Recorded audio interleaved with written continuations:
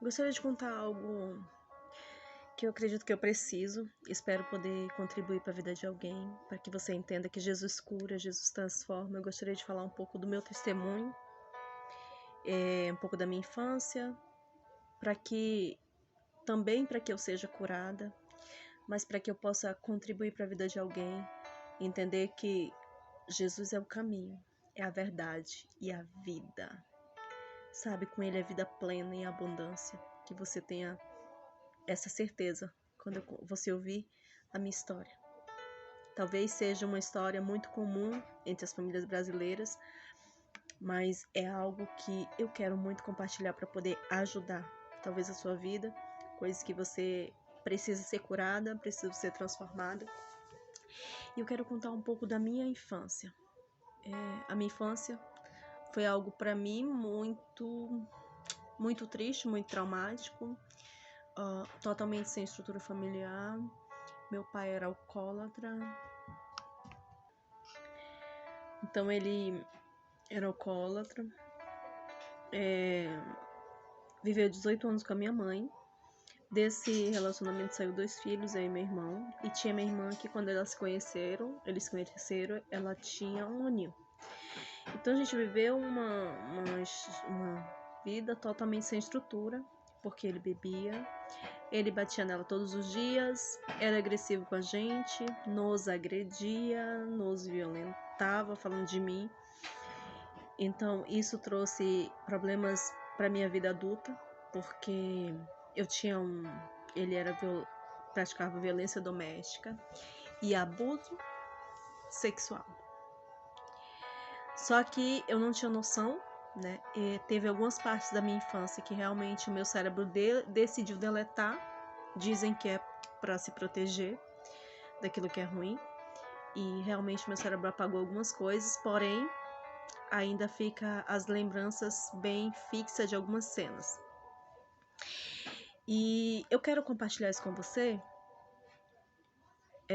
porque você que tem filho, filha, às vezes você vê o comportamento de uma criança e você não identifica que se aquela criança é daquela forma é porque alguma coisa aconteceu. Eu era uma menina, né? Muito, tipo, que o pessoal fala de enxeridinha, muito apresentada. Eu era uma menina que eu queria ser adulta.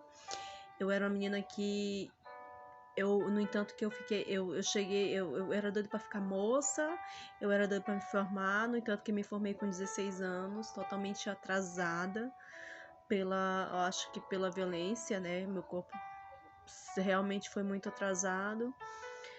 Era uma menina muito feinha, mas isso não impediu, né, de chegar a ser abusada dentro de casa.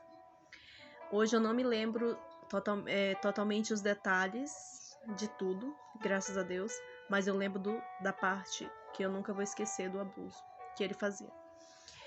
Para você que é mãe,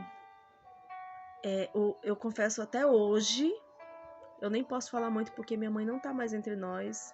Eu nunca conversei sobre esses detalhes com ela, se ela não percebia, eu sei que ela trabalhava muito, minha mãe saía cedo e chegava tarde da noite, então ele usava esses momentos para fazer isso. E realmente muito tempo eu fiquei culpando a minha mãe. Sabe por quê? Porque a mãe, ela conhece a gente quando olha. Eu não posso dizer que era culpa dela, porque ela não tinha outra opção a não ser trabalhar para nos sustentar. Talvez ela não tinha aquela maldade no coração. Eu tenho quase certeza, minha mãe era uma pessoa muito pura, assim, muito de você não ver maldade nela. Então, eu acho que ela jamais acreditaria que um pai fosse fazer aquilo. Mas antes de ela morrer, eu tive a oportunidade de falar, ela chorava. Eu nunca cheguei a falar de detalhes, como se ela não percebeu. Eu nunca falei sobre isso, mas eu cheguei a falar e talvez ela tenha até se sentido culpada, porque ela jamais, eu acho, imaginava. Mas eu quero te falar sobre o comportamento de uma criança. O que era o meu comportamento? Ele não me machucava. Ele não me machucava.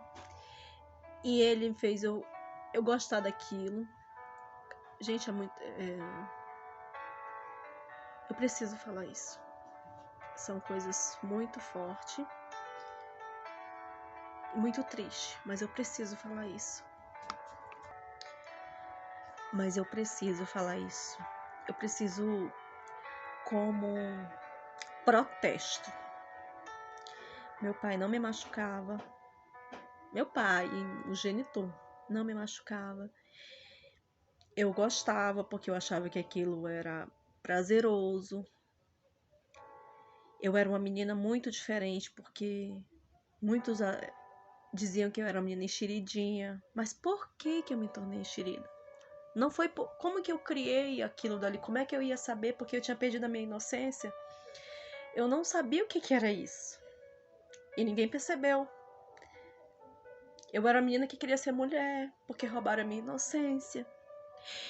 Eu era uma menina que eu queria me aparecer. Eu queria mostrar-me.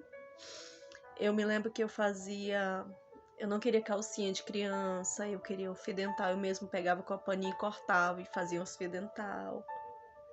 Mas você tá entendendo que não era algo... Como que eu ia tirar uma coisa disso sem... Naquele tempo a gente não tinha nem internet. Eu não tirei isso do nada, alguém fez isso comigo. Entendeu? Então eu culpei muito tempo a minha mãe. Ela nem tá aqui pra se defender, mas eu culpei ela por muito tempo. Mas hoje eu entendo muita coisa que ela não tinha essa maldade. Naquele tempo não era comum muitas coisas acontecer como hoje. E por muito tempo eu culpei minha mãe porque ela não via. Porque era uma menina diferente. Eu era uma menina diferente. E eu olho meu filho todos os dias. Tudo, todos os detalhes. E isso pra mim hoje traz uma coisa muito triste. Porque quem já foi abusado sabe quanto é perturbador você viver todos os dias esse medo de acontecer com o seu. E são coisas que Jesus, ele cura, sim, mas são coisas que eu vou ter que conviver. Eu tô falando isso pra você que tem filha, que tem filho, porque é importante você conversar, né? Eu sei que hoje os tempos são outros, mas perceber, uma criança ela não perde a inocência sem que alguém tenha tirado. Eu não era enxerida por opção, porque alguém foi lá e me quis mostrar que eu era mulher. O meu pai, ele entrava no consultório médico, o ginecologista comigo, e eu achava que era cuidado. Não era cuidado. Hoje eu sei que não era cuidado. Era medo de alguém descobrir alguma coisa. De um médico perguntar alguma coisa. Só que eu não falava, sabe por quê? Porque eu achava que aquilo era bom. Eu não sabia que aquilo era errado. Eu me sentia importante por ele. Porque ele estava sempre ali, protegendo, me cuidando ali. Mas eu acho que era só pra eu não falar nada. E isso são coisas que eu vou ter que conviver pra sempre. Vou ter que tentar me perdoar, porque a mais difícil é a gente se perdoar. Eu sei que não foi culpa minha, mas por muito tempo a gente fica achando que é. A gente entra em uma situação que a gente se culpa. É uma perturbação na mente quem sofreu isso, porque a todo momento acha que alguém vai fazer. É uma loucura na tua mente. Tô dizendo isso pra você que é mãe. Se você vê que uma criança tá um comportamento muito diferente a um adulto, uma criança só faz algo que viu. Ela não reproduz algo que não viu. Ela só beija na boca se ela viu alguém beijar na boca. Ela só fica em cima um do outro se ela viu alguém ficar em cima um do outro. Nem sei se esse vídeo vai poder ir pro ar. Mas tome cuidado. Observe a sua criança. Se ela mudou o comportamento, alguma coisa aconteceu. Se ela não quer ir com alguém, às vezes, se ela não quer ir com alguém, alguma coisa aconteceu. Mas no meu caso, eu não fui machucada. mas ele me fez dizer que era bom aquilo. Ele cuidava e eu achava que era o cuidava de mim, mas não era. Eu tô falando isso aqui porque é algo que precisa sair daqui de dentro. Eu não tenho sentimento nenhum por ele. Se dizer assim que eu tenho raiva, não tenho, juro por Deus. Não tenho. Por muito tempo, às vezes até esqueço que foi feito isso. Mas eu sei que ele não fez só comigo.